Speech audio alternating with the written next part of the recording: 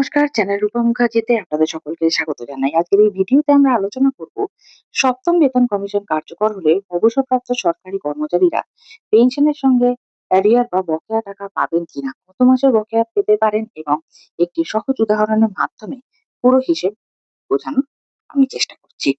প্রথমে একটি গুরুত্বপূর্ণ বিষয় পরিষ্কার করে নেওয়া প্রয়োজন। সরকার যদি কোনো নির্দিষ্ট তারিখ থেকে সপ্তম বেতন কমিশনের সুপারিশ কার্যকর করার সিদ্ধান্ত নেয়, কিন্তু বাস্তবে নতুন বেতন ও পেনশন কয়েক মাস পরে দেওয়া শুরু হয়, তাহলে কার্যকর হওয়ার তারিখ থেকে বাস্তবায়নের আগের সময় পর্যন্ত যে অতিরিক্ত টাকা জমে থাকে সেটি এরিয়ার বা বকেয়া হিসাবে গণ্য হয়। অতীতে বিভিন্ন বেতন কমিশনের ক্ষেত্রে এই ধরনের ব্যবস্থা দেখা গিয়েছে। এখন প্রশ্ন হলো, পেনশনভোগীরাও কি এই সুবিধা পাবেন?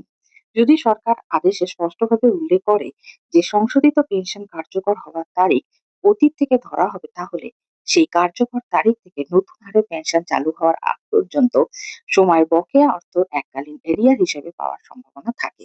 তবে এটি সম্পূর্ণভাবে সরকারি বিজ্ঞপ্তি ও চূড়ান্ত আদেশের উপর নির্ভর করবে।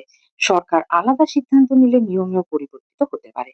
এবার একটি উদাহরণ দেখে নেওয়া যাক। ধরুন, একজন অবসরপ্রাপ্ত কর্মচারী বর্তমান মাসিক পেনশন 20,000 টাকা।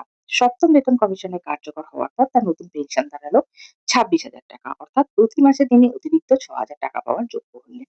এখন যদি কমিশন 1লা জানুয়ারি থেকে কার্যকর ধরা হয়, কিন্তু নতুন পেনশন চালু হয় 1লা অক্টোবর থেকে, তাহলে জানুয়ারি থেকে সেপ্টেম্বর পর্যন্ত মোট 9 মাসের বকেয়া তৈরি হবে। প্রতি মাসে অতিরিক্ত প্রাপ্য 6,000 টাকা। 9 মাসের মোট অ্যারিয়ার 6,000 গুণ 9 সমান 54,000 টাকা, অর্থাৎ নতুন পেনশন চালুর সময় নিয়ম অনুযায়ী ওই ব্যক্তি এককালীন 54,000 টাকা অ্যারিয়ার পেতে পারেন। আবার যদি বাস্তবায়নে 12 মাস দেরি হয়, তাহলে একই হিসাবে অ্যারিয়ারের পরিমাণ আরো বৃদ্ধি পাবে। তাই কত মাসের বকেয়া মিলবে তা সম্পূর্ণ নির্ভর করবে কার্যকর হওয়ার তারিখ এবং বাস্তবে নতুন পেনশন কবে থেকে দেওয়া শুরু হচ্ছে তার উপর। তবে একটি বিষয় মনে রাখবেন, বর্তমানে সপ্তম বেতন কমিশনের অ্যারিয়ার ও পেনশন সংক্রান্ত চূড়ান্ত সরকারি আদেশ প্রকাশিত হয়নি। তাই কত মাসের বকেয়া দেওয়া হবে বা কবে দেওয়া হবে, এ নিয়ে এখনই নিশ্চিতভাবে কিছু বলা সম্ভব নয়।